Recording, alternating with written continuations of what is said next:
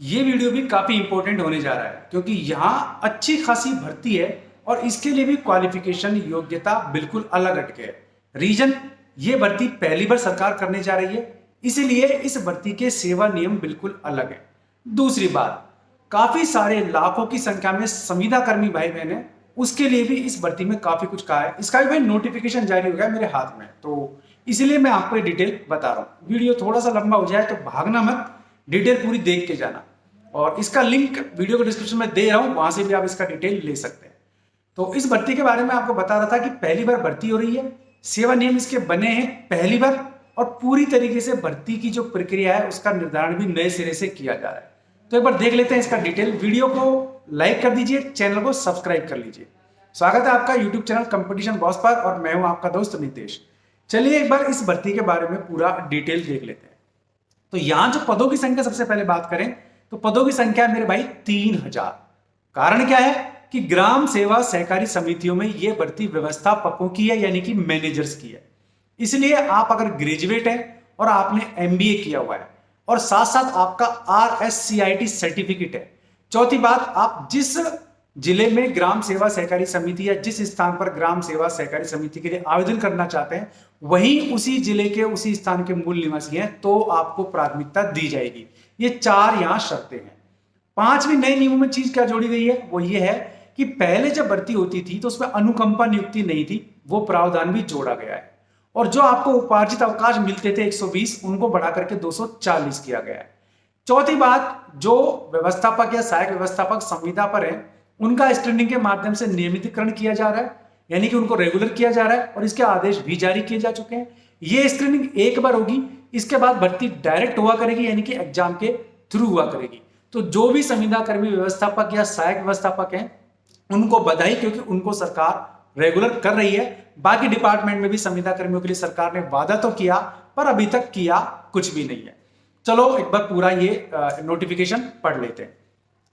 तो सहकारिता विभाग की ओर से ग्राम सेवा सहकारी समितियों 2 तरीके की हैं, एक तो है पैक्स, दूसरी है लैंप्स के कर्मचारियों की भर्ती चयन प्रक्रिया और सेवा नियम 2022 जारी कर दिए गए हैं। तो नए सेवा नियम आ गए। नए नियम जो 2008 के सेवा नियम थे उनको रिप्लेस करेंगे।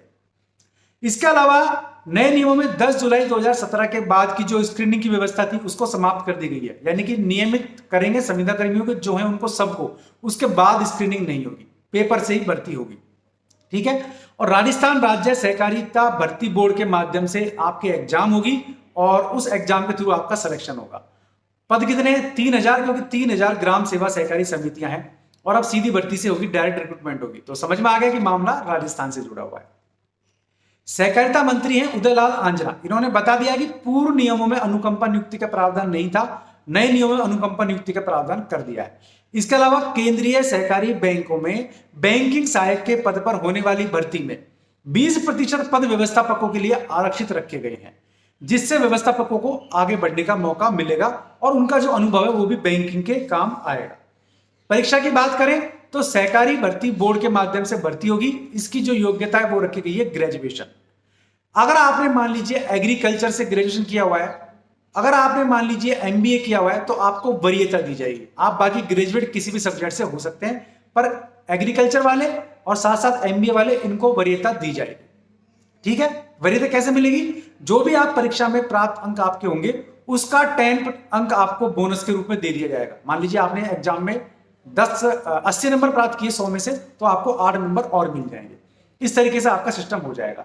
बाकी आपको कंप्यूटर का प्रारंभिक ज्ञान होना चाहिए, यानी कि RSCIT कोर्स भी आपका किया हुआ होना चाहिए।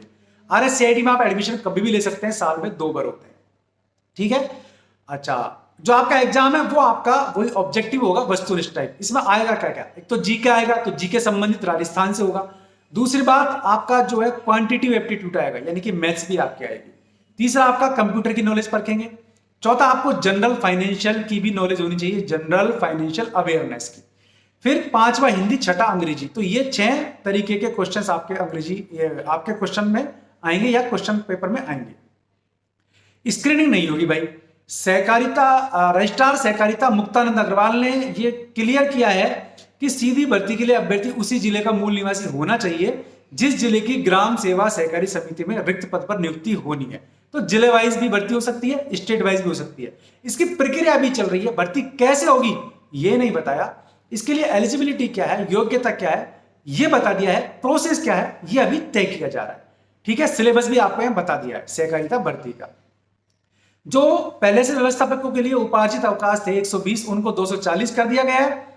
और 10 जुलाई 2017 से पहले के जो व्यवस्थापक और सहायक व्यवस्थापक हैं, फिर सुन लो, 10 जुलाई 2017 से पहले जो नियुक्त हुए थे व्यवस्थापक और सहायक व्यवस्थापक, उन सबको नियमित किया जा रहा है। इसके आदेश कर दिए गए हैं और एक बारी ये जो आपका स्क्रीनिंग हो रही है, इसके बाद कभी भी ये नहीं होगी।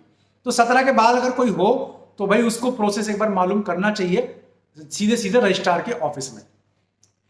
ग्राम सेवा सहकारी समिति में सहायक के पद पर नियुक्ति संविदा के आधार पर विधि मान्य तरीके से की जाएगी।